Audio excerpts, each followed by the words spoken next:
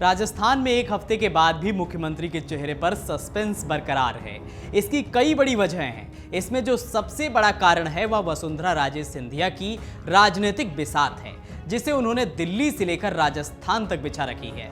इस वक्त मुख्यमंत्री की रेस में पूर्व सीएम वसुंधरा राजे के अलावा महंत बाबा बालकनाथ, किरोड़ी लाल मीणा और दिया कुमारी का नाम भी चल रहा है। बीजेपी नेतृत्व के सामने वसुंधरा राजे को लेकर स्थिति ऐसी दिखाई दे रही है कि पार्टी महत्व भी नहीं देना चाहती और किनारे भी नहीं लगा पा रही है।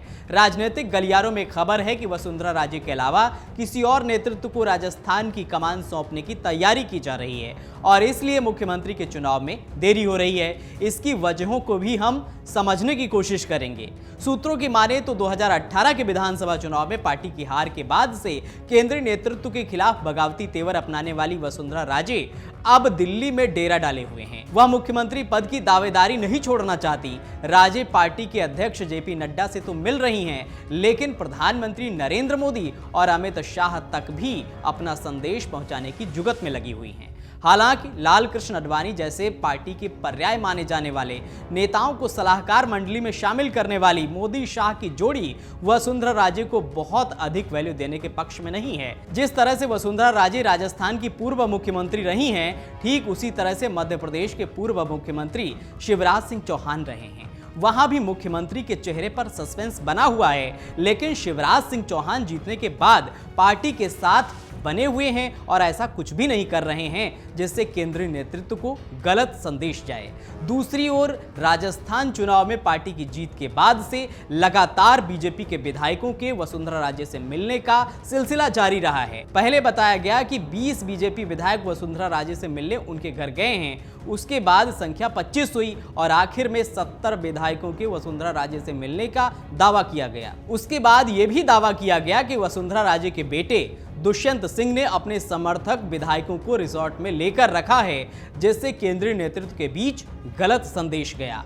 मध्य प्रदेश में भी अगर शिवराज सिंह चौहान चाहते तो अपने समर्थक विधायकों से मुलाकात कर सकते थे, लेकिन उन्होंने संपर्क करने वाले सभी विधायकों से मिलने से मना कर दिया और पार्टी के कदम का इंतजार करने को कहा।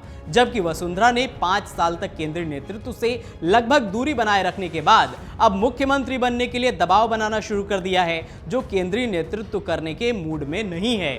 अब ऐसे में सवाल ये उठता है कि क्या वसुंधरा के प्रभाव से बीजेपी मुक्त होना चाहती है? ऐसा लग रहा है कि भाजपा ने जब राजस्थान में प्रचंड जीत हासिल कर ली और अब वह वसुंधरा राजे से हर हाल में छुटकारा चाह रही है। 2018 के बाद से वसुंधरा राजे को मनाने की तमाम कोशिशें हुई, केंद्र में शामिल होने का ऑफर दिया गया, लेकिन वह नहीं मानी। उनके अड़ियल रुख की वजह से केंद्रीय नेतृत्व ने अपने विश्वस्त चेहरों को राज्य में सेट करने की जुगत लगाई। राजस्थान के चुनाव में कई सांसदों ने जीत दर्ज की, जो पीएम नरेंद्र मोदी और अमित शाह के बेहद खास हैं। ये विधानसभा से लेकर मंत्री बनने पर कैबिनेट तक की बैठकों में उस भरोसे का निर्वहन करेंगे। ऐसे में अगर वसुंधरा की जिद कहीं सफल भी होती है तो दिल्ली के ये नेता हमेशा राह में रोड़ा बने रहेंगे, जो सरकार के लिए मुश्किल होगा। 2023 के विधानसभा चुनाव में पार्टी की प्रचंड जीत के बाद 2024 में पीएम मोदी की वापसी सुनिश्चित करना ही पार्टी का पहला लक्ष्य है।